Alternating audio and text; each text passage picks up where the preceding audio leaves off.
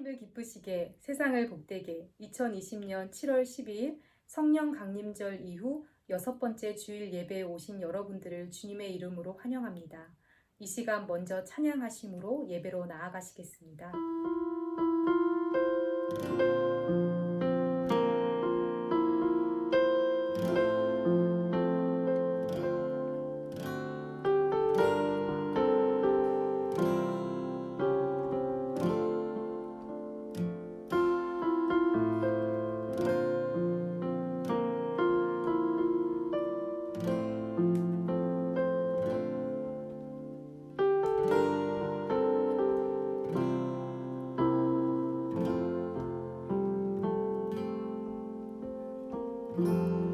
우리의 성림이 더 낮은 곳으로 우리의 고백이 더 낮은 곳으로 쓰러져 있는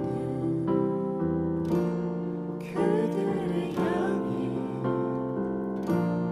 당신이 그랬듯 낮은 곳으로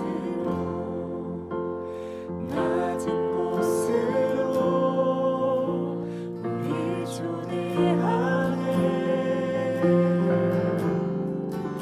함께 하자고 말씀하시네.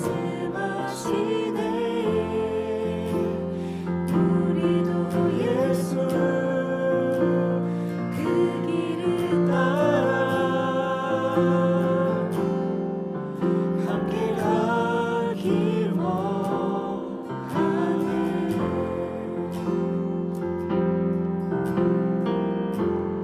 우리의 성김이 더 낮은 곳으로 우리의 고백이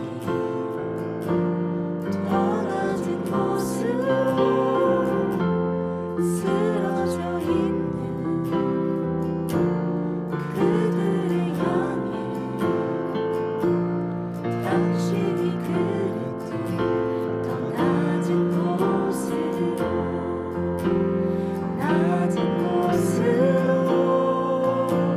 우리 초대하네. 함께 하자고 말씀하시네. 우리도 예수 그 길을 따라 함께 가길 원하네.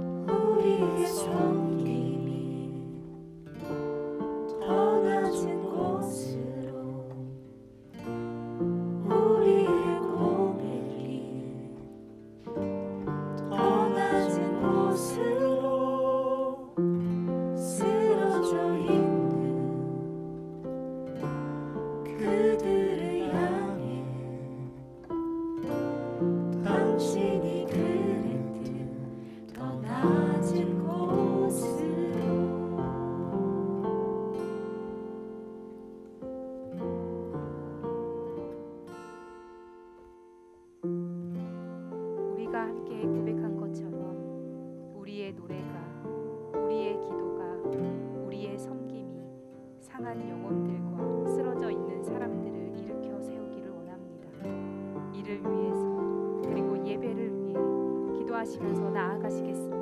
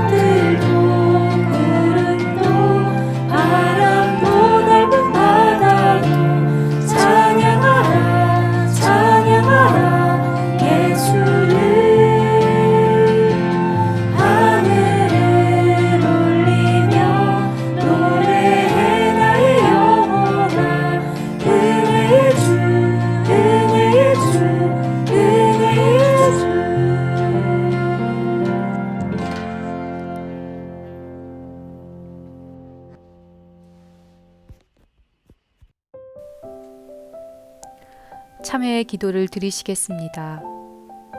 사랑하는 성도 여러분, 이 시간 한 주간의 우리의 삶을 돌아보며 지었던 모든 죄들을 주님 앞에 낱낱이 고백합시다. 만일 우리가 죄 없다 하면 스스로 속이는 것이며 또 진리가 우리 속에 있지 아니하는 것입니다. 만일 우리가 우리의 죄를 자백하면 하나님은 미쁘시고 의로우사 우리 죄를 사하시며 모든 불의에서 우리를 깨끗게 하여 주실 것입니다. 다 함께 눈을 감고 우리의 죄를 고백합시다.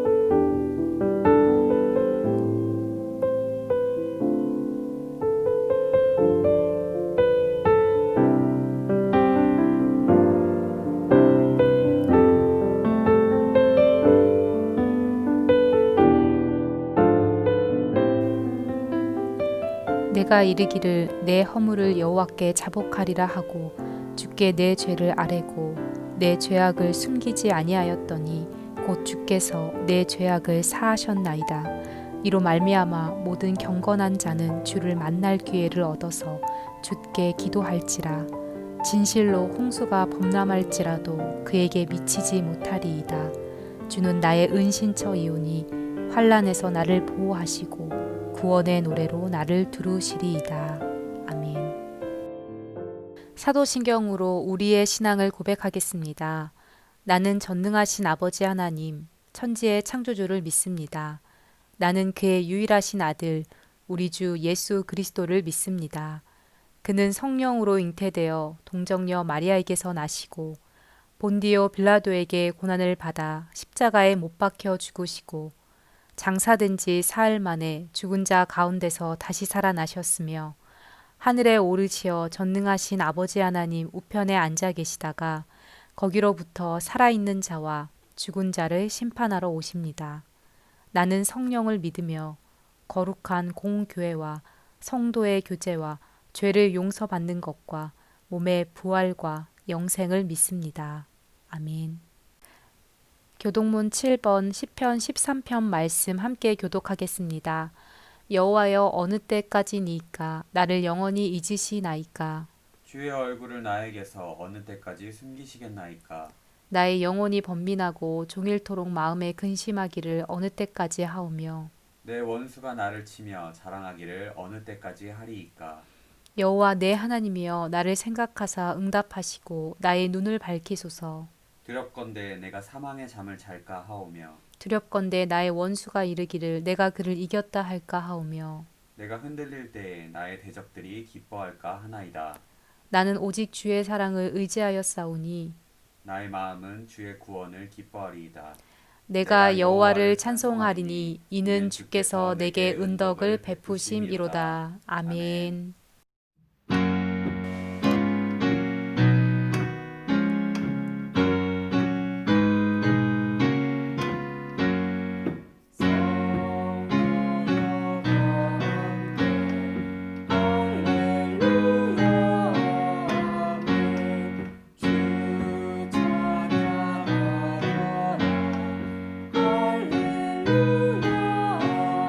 아멘 주 보좌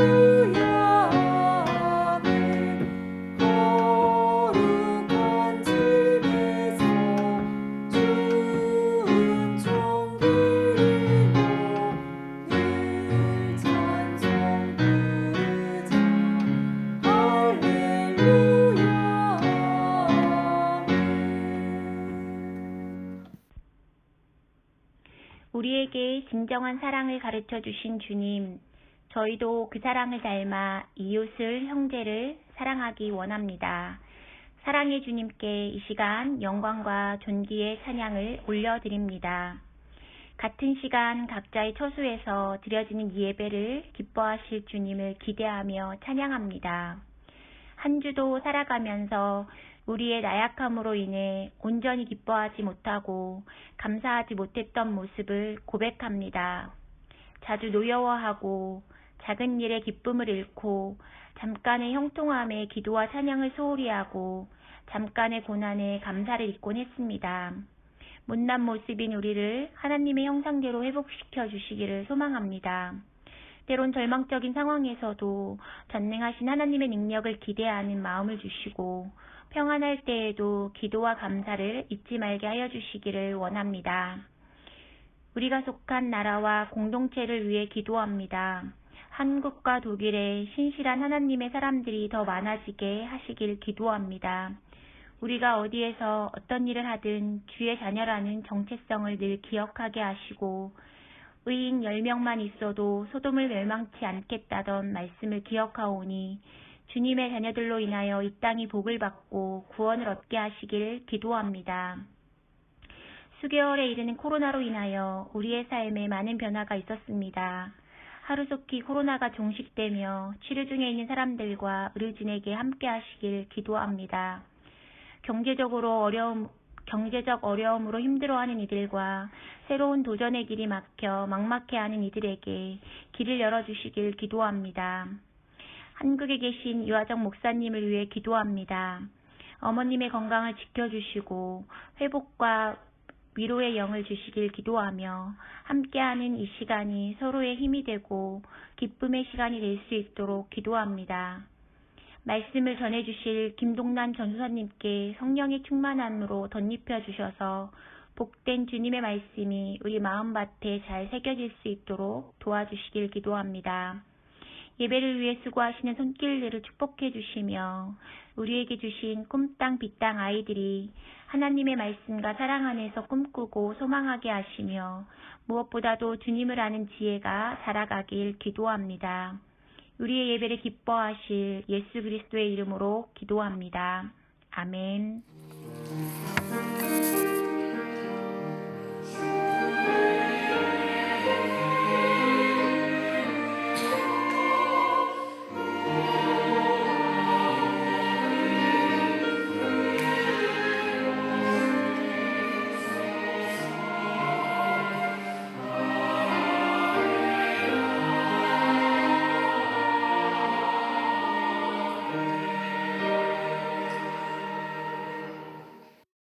수일 후에 예수께서 다시 가버나움에 들어가시니 집에 계신 소문이 들린지라.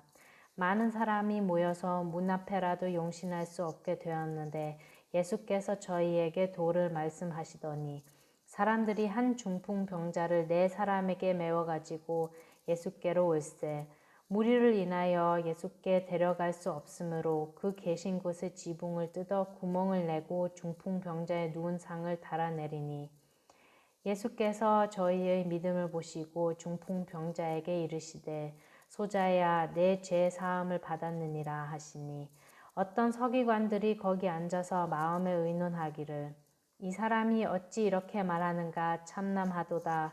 오직 하나님 한 분 외에는 누가 능히 죄를 사하겠느냐. 저희가 속으로 이렇게 의논하는 줄을 예수께서 곧 중심에 아시고 이르시되 어찌하여 이것을 마음에 의논하느냐. 중풍병자에게 내 죄 사함을 받았느니라 하는 말과 일어나 내 상을 가지고 걸어가라 하는 말이 어느 것이 쉽겠느냐. 그러나 인자가 땅에서 죄를 사하는 권세가 있는 줄을 너희로 알게 하려 하노라 하시고 중풍병자에게 말씀하시되 내가 내게 이르노니 일어나 내 상을 가지고 집으로 가라 하시니 그가 일어나 곧 상을 가지고 모든 사람 앞에서 나가거늘 너희가 다 놀라 영광을 하나님께 돌리며 가로되 우리가 이런 일을 도무지 보지 못하였다 하더라. 이는 살아계신 하나님의 말씀입니다. 아멘.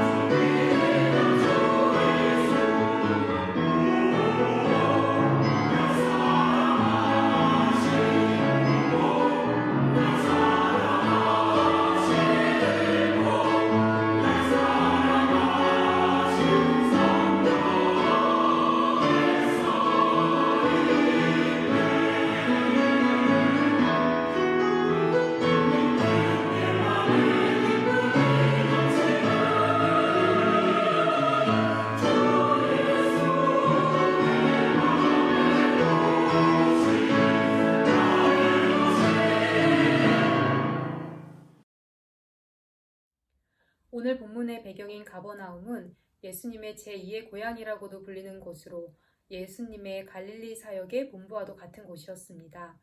예수님의 제자들 중 베드로, 안드레, 야고보, 요한, 그리고 마태가 바로 여기 가버나움 출신입니다.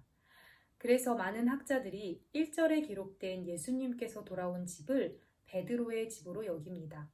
갈릴리에 있었던 예수님의 사역과 기적은 이미 소문이 났기 때문에 가버나움에 예수님께서 돌아오셨다는 이야기를 들은 사람들이 예수님을 보기 위해서 몰려들었습니다. 마가복음의 저자인 마가는 예수님을 보기 위해 몰려든 인파들이 얼마나 많았는지를 생생하게 기록하기 위해서 문 앞까지도 들어설 자리가 없다는 것을 언급합니다. 이들 가운데 서신 예수님께서는 그들에게 하나님 나라의 도를 가르치셨습니다. 우리는 그 집의 크기가 얼마인지 정확히 알 수 없지만 예수님께서 계신 곳이 수많은 사람들로 둘러싸여 있다는 것을 생각해 볼 수 있습니다. 집에 가득 찬 사람들 속에서 전해지는 예수님의 말씀을 잘 듣기 위해서는 모인 사람 모두가 조용히 있어야만 했으리라 생각됩니다. 오직 예수님의 말씀만이 전해지는 가운데 어디서 소음이 들립니다. 집 밖에서 들리던 소음은 점점 가까워져서 어느새 모인 사람들 머리 위 지붕으로 옮겨갑니다. 이윽고 천장에서 지금까지 쌓여있던 먼지들이 부수수 떨어집니다. 집 안에 계신 예수님뿐만 아니라 그곳에 모인 사람들이 소리난 곳을 봅니다. 지붕에 뚫린 구멍 사이로 침상이 내려옵니다. 그 침상에는 몸을 스스로 가눌 수 없는 중풍병자가 있었습니다. 오늘 사건을 처음 접하신 분이나 특히 우리나라 문화 안에서 집이라는 개념을 생각해 본다면 이들의 이러한 행동은 매우 파격적으로 느껴집니다. 병자를 살리기 위한 간절함이나 열정은 이해가 되지만 남의 집 지붕에 구멍을 낸다는 것은 단순히 상식을 벗어나 하나의 범죄로도 여겨질 수 있는 행동이기 때문입니다. 우리가 이 사건을 정확하게 이해하기 위해서 이스라엘의 문화와 풍습에 대해 알 필요가 있습니다. 이스라엘 문화와 풍습에 대해서 연구하는 사람들은 오늘의 사건, 즉 사람들이 중풍병자를 위해 지붕을 뜯고 구멍을 낸 것을 큰 문제로 보지는 않습니다. 왜냐하면 당시에 지붕을 뜯는 일이 그리 어려운 일이 아니었기 때문입니다. 본문의 배경이 되는 가버나움은 여름에 기온이 높게 올라가는 지역으로 이 지역의 집들은 바람이 통할 수 있는 구멍을 지붕 한편에 만들어 놓는 것이 일반적이었습니다. 날씨가 좋고 더운 날에는 집 안까지 바람이 잘 통하도록 구멍을 열어놓고 겨울이나 날씨가 궂은 날에는 구멍을 닫아 집 온도를 조절할 수 있게 만들었던 것입니다. 이런 문화의 특성과 집의 구조를 잘 알고 있던 사람들이었기 때문에 중풍병자를 지붕에서 내린 결정을 했던 것으로 생각합니다. 하지만 이러한 그들의 행동이 문화적으로 봤을 때 그리 큰 문제는 아니었지만 적어도 그 집에 있던 예수님과 예수님의 말씀을 듣기 위해 모인 사람들에게는 방해가 되는 행동임에는 틀림없었습니다.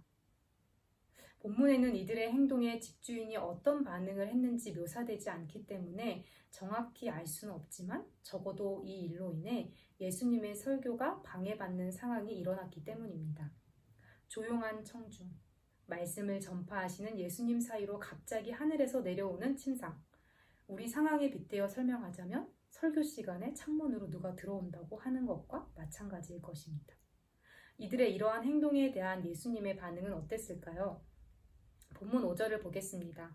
예수께서 그들의 믿음을 보시고 중풍병자에게 이르시되 작은 자야 내 죄 사함을 받았느니라 하시니 예수님께서는 담담하게 자기 앞으로 운반된 중풍병자에게 죄 사함을 받았다고 말씀하십니다. 하지만 당시 그 자리에 모여있던 그리고 힘들게 지붕까지 뚫어서 중풍병자를 내린 네 사람들에게 그리고 혹시나 하는 희망을 가지고 침대에 누워있는 중풍병자에게 이 말씀은 다소 황당한 말이었습니다. 당시 예수님을 보기 위해 모인 사람들에게는 한 가지 기대가 있었습니다. 예수님께서 일으키시는 놀라운 이적과 기사를 직접 볼 수 있다는 것이었습니다. 귀신을 내쫓고 치유의 기적을 행하는 예수님의 모습을 기대한 사람들 앞에서 예수님은 화려한 치유가 아닌 중풍병자의 죄사함을 선포하셨습니다. 엉뚱한 예수님의 말씀으로 인해 중풍병자를 힘들게 내린 네 사람과 예수님을 보기 위해 찾아온 사람들의 기대가 한순간에 꺾입니다.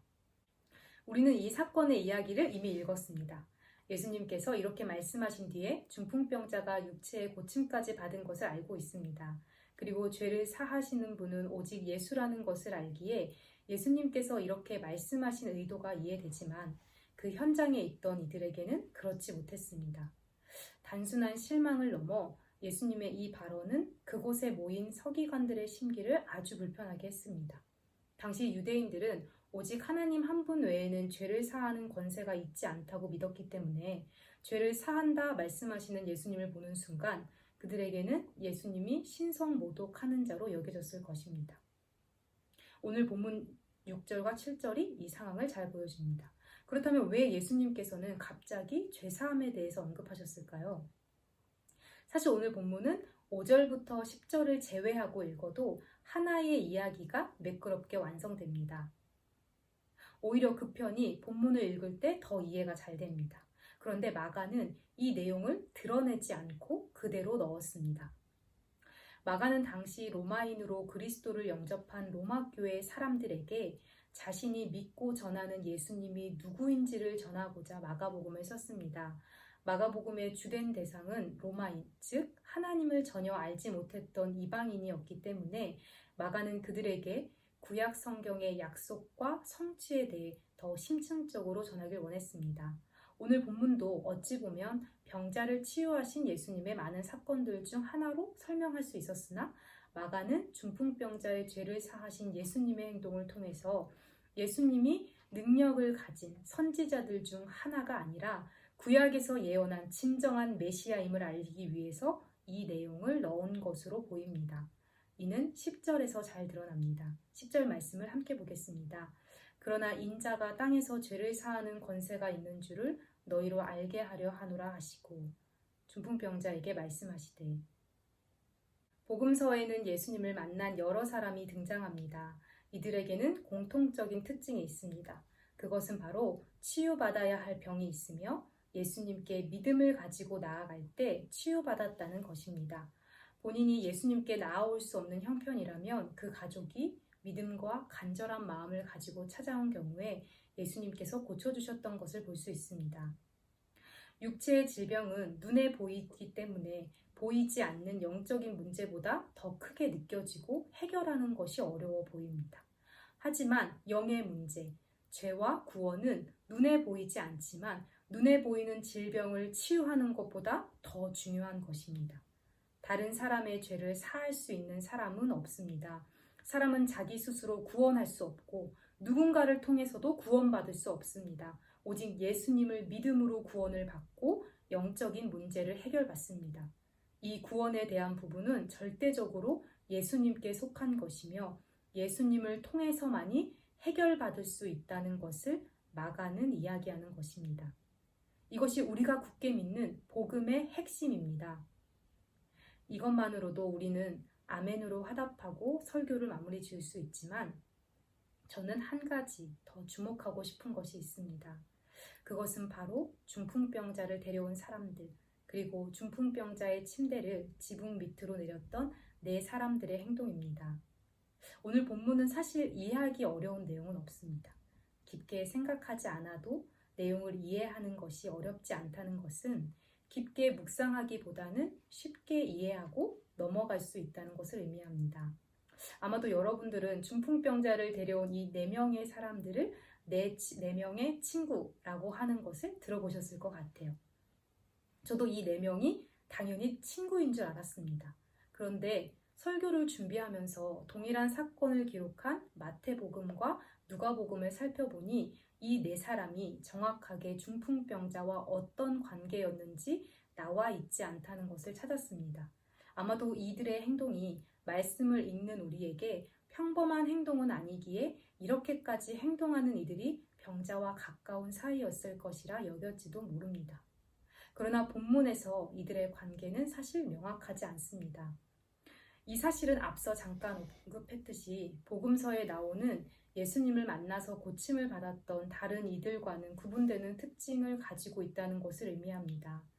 저자인 마가는 이 중풍병자가 예수님이 계신 곳에 오기 위해 얼마나 많은 사람들의 도움을 받았는가를 이야기합니다. 3절로 돌아가 볼까요? 사람들이 한 중풍병자를 4사람에게 메워가지고 예수께로 올세. 사람들이 라는 말은 곧 중풍병자를 옮긴 4명 외에도 다수의 사람들이 그들과 함께 예수님이 계신 곳까지 동행했다는 것을 말해줍니다. 한 명의 중풍병자를 위해 많은 사람들이 움직였습니다. 특히 중풍병자를 직접 옮긴 이 4명은 예수님의 집 앞에 몰린 수많은 인파를 보고 자신들이 데려온 병자를 어떻게 하면 예수님께로 데려갈 수 있을까 고민하다가 결국 천장을 통해 예수님 앞으로 환자를 운반했습니다. 앞서도 언급했지만 그들이 과연 중풍병자와 친분이 있었는지 아닌지는 본문을 통해서 우리는 정확하게 확인할 수 없습니다. 하지만 중요한 것은 그들과 중풍병자가 어떤 관계였든지 간에 그들이 중풍병자를 불쌍히 여기고 그가 예수님을 통해 치유받기를 원했던 사람들의 따뜻한 마음으로부터 이 사건이 시작했다는 것입니다. 만약에 그 사람들이 중풍병자를 데려오지 않았더라면 그가 과연 영적으로 그리고 육적으로 치유받을 수 있었을까요? 오늘 본문과 동일한 사건이 기록되어 있는 마태복음에는 예수님께서 중풍병자를 고치신 이후의 행적이 세세하게 기록되어 있습니다. 예수님께서는 이 사건 이후에 이미 죽은 한 관리의 딸을 살리셨고 혈루병으로 평생 고통받던 여인을 고쳐주셨습니다. 2 맹인의 눈을 뜨게 하셨으며 귀신 들려 말 못하는 사람을 고치셨습니다. 이러한 일을 행하신 예수님의 마음을 마태는 이렇게 표현합니다. 무리를 보고 불쌍히 여기시니. 예수님께서 이와 같은 치유 사역을 하셨던 이유는 단지 그가 구약에서 약속한 메시아임을 나타내는 것뿐만 아니라 자기의 백성들을 사랑하셨기 때문에 영적이든 육적이든 도움의 손길이 필요한 곳에서 사역을 하셨던 것입니다. 중풍병자를 데려온 사람들의 마음도 이러한 예수님의 마음과 같게 느껴집니다. 병으로 고통받던 환자의 주변에는 그를 돕기 원하는 마음을 가진 수많은 사람들이 있었습니다. 저는 그들의 이 마음과 행동이 오늘 우리에게 필요하다고 생각합니다. 우리가 아무리 애쓰고 노력한다고 해서 우리 자신을 혹은 누군가를 구원할 수는 없습니다. 이것은 앞서도 언급했듯이 하나님의 주권이며 하나님과 개인의 문제입니다. 하지만 우리는 주변 사람들이 예수님 앞으로 나올 수 있도록 우리의 말을 통해 행동과 사랑의 섬김을 통해 많은 것을 할 수 있습니다. 오늘 본문에서 중풍병자를 예수님 앞으로 데려왔던 사람들의 행동처럼 말입니다. 저는 오늘 본문의 상황 뒤에 저의 상상력을 조금 더하고 싶습니다. 마치 에필로그처럼요. 그가 자신의 상에서 일어나서 예수님께 감사한 뒤에 그는 누구에게 향했을까? 그를 메고 온 4사람들과 그 4사람들의 길을 함께했던 많은 사람들에게 웃으면서 걸어가지 않았을까요? 우리는 많은 설교를 통해서 이웃을 향한 섬김, 이웃 사랑에 대해서 많이 듣고 배웠습니다. 예수님께서 말씀하신 2가지의 율법이 하나는 하나님 사랑이고 하나는 이웃 사랑이라는 것을 모르시는 분들이 없습니다. 그리고 이웃을 향한 섬김과 사랑은 교회를 다니지 않아도 최소한의 도덕과 양심을 가진 사람이라면 자신을 위한 삶이 아닌 주변을 돌아보는 삶을 살기 위해서 배려하고 자신의 것을 나눕니다. 복음이 세월이 지나도 변하지 않는 진리이듯이 예수 그리스도를 주라 고백하는 성도의 삶도 이처럼 늘 예수님의 말씀과 같이 하나님을 사랑하고 이웃을 사랑하는 것을 기억하며 순종해야 합니다. 이미 너무나도 잘 알기에 흐려지고 무감각해지는 태도가 아니라 날마다 순종하기 위해 애쓰는 삶이 우리 안에 있어야 합니다. 누구나 어려운 상황에 처하면 마음이 좁아집니다. 나의 가족의 안위가 무엇보다 우선시 될 수밖에 없습니다. 하나님의 말씀이 진리이고 그것이 변할 수 없듯이 그리스도인으로서 살아가는 삶 또한 우리가 어떤 상황 가운데 있듯이 지켜내야 합니다. 지금 우리가 할 수 있는 사람을 살리는 섬김은 어떤 것이 있을까요? 이것은 제가 하나하나 이야기하지 않아도 이미 우리 스스로가 더 잘 알고 있을 것이라 생각합니다. 예수님의 마음이 우리 가운데 있다면 우리는 실천하지 않을 수 없습니다. 주변 사람들을 향한 작은 관심이 개인적으로나 혹은 함께 시간을 정해 모여서 기도하는 것이 사람을 살리는 섬김이 될 수 있습니다. 주님의 마음으로 주변을 돌아보고 우리가 할 수 있는 한에 최선을 다해 섬길 수 있는 저와 도르트문트 성결교회 모든 지체가 되기를 원합니다. 이것이 오늘 우리에게 주시는 하나님의 음성입니다. 찬송가 211장 함께 찬송하시면서 준비하신 예물 하나님 앞에 드리시겠습니다.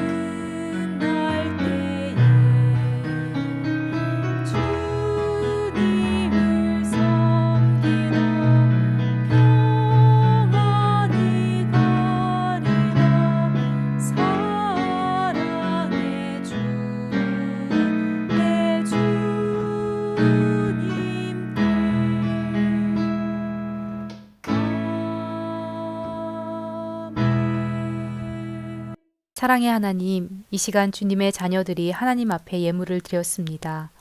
모든 것이 하나님께로 왔음을 고백하며 드린 이 예물을 기쁨으로 받아주시고 이 예물이 하나님 앞에 또한 사람 앞에 마땅히 쓰여져야 할 곳에 쓰이게 하셔서 하나님께는 영광이요 우리에게는 하나님의 사랑을 전하는 귀한 예물이 되게 하여 주시옵소서. 모든 것을 감사드리오며 귀하신 예수 그리스도의 이름으로 기도드립니다. 아멘. 하늘에 계신 우리 아버지, 아버지의 이름을 거룩하게 하시며 아버지의 나라가 오게 하시며 아버지의 뜻이 하늘에서와 같이 땅에서도 이루어지게 하소서. 오늘 우리에게 일용할 양식을 주시고 우리가 우리에게 잘못한 사람을 용서하여 준 것 같이 우리 죄를 용서하여 주시고 우리를 시험에 빠지지 않게 하시고 악에서 구하소서. 나라와 권능과 영광이 영원히 아버지의 것입니다. 아멘. 날마다 우리의 삶에 풍성한 은혜로 채워 주옵소서. 주님께서 우리에게 주신 그 은혜를 또한 많은 사람들과 나누게 하여 주옵소서. 그래서 나누고 섬기는 삶을 통해 우리가 하나님의 백성인 것을, 예수 그리스도의 제자인 것을 세상이 알게 하시고, 또한 그것으로 주님을 전하는 귀한 증인의 삶을 살게 하여 주옵소서. 지금은 우리 주 예수 그리스도의 은혜와 놀라우신 하나님의 사랑과 성령의 교통하심이 살리는 섬김에 참여하며 하나님의 제자로 살아가기를 다짐하는, 주님의 마음을 품고 살기를 다짐하는 온 교회와 모든 성도들 위해 영원히 함께 하시기를 간절히 축원하옵나이다.